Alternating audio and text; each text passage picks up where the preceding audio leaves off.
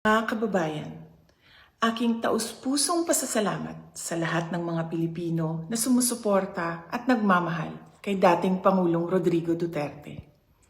Sa mga kababayan natin sa Pilipinas, the Netherlands at iba't ibang panig ng mundo, napakalaking bagay para kay Pangulong Duterte ang pagtitipon ninyo para sa kanyang pag-uwi at kaarawan.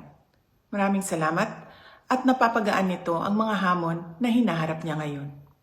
Alam din ni Pangulong Duterte na haharapin niya ang ICC na kasama ang lahat ng mga Pilipino sa iba't ibang panig ng mundo, lalo na ang mga kababayan natin sa Pilipinas. Sa kanyang pagdiriwang ng kanyang 80th birthday, huwag nating kalimutan na ipagdasal sa Diyos na sana ay biyayaan pa siya ng mas magandang kalusugan at mas mahabang buhay. Hilingin din natin sa Diyos na sana ay makauwi na agad si Pangulong Duterte sa Pilipinas.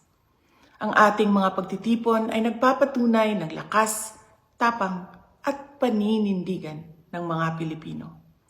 Sana ay magpatuloy din ang inyong suporta at pagmamahal sa ating dating Pangulo hanggang sa darating na halalan ng ating mga senador.